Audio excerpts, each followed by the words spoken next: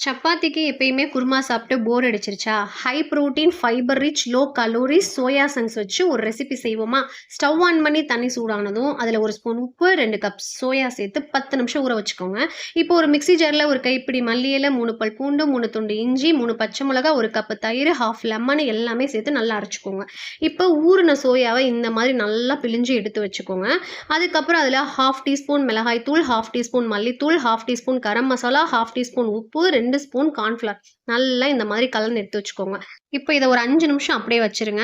இந்த கேப்ல இப்போ நல்லா வந்து நான் பேஸ்ட்டா வந்து இந்த இதையும் அரைச்சுட்டு வந்துட்டேன். அதுக்கப்புறம் இப்போ ஒரு பேன்ல எண்ணெய் ஊத்தி சோயா சங்க்ஸ 5 மினிட்ஸ் இந்த மாதிரி ஃப்ரை பண்ணி எடுத்து வச்சுக்கோங்க. அத ஒரு பிளேட்ல வந்து மாத்திட்டு, திரும்ப ஒரு பேன்ல எண்ணெய் ஊத்தி எண்ணெய் சூடானதும் 1/2 ஸ்பூன் சீரகம், 2 பெரிய வெங்காயம் இந்த மாதிரி குட்டியா கட் பண்ணது அதில போட்டுக்கோங்க. அதுக்கப்புறம் பொடிசா கட் பண்ண பச்சை மிளகா, ஆல்ரெடி ஃப்ரை பண்ணி வச்சிருந்த சோயா சங்க்ஸ், பிளெண்ட் பண்ணி வச்சிருந்த அந்த மிக்ஸர் எல்லாத்தையும் போட்டு நல்லா மிக்ஸ் பண்ணிக்கோங்க. இப்ப ஜஸ்ட் 2 மினிட்ஸ் லோ ஃப்ளேம்ல வச்சு ஸ்டவ் ஆஃப் பண்ணிட்டா, இந்த மாதிரி குயிக்கா, டேஸ்டியா, ஹெல்தியா ரெசிபி வேணும்னா நம்ம சேனல சப்ஸ்கிரைப் அண்ட் ஃபாலோ பண்ணி வச்சுக்கோங்க. இப்ப சிம்பிள் அண்ட் ஃப்ளேவர்ஃபுல்லான weight loss recipe lemon Horlicks soya chunks ready.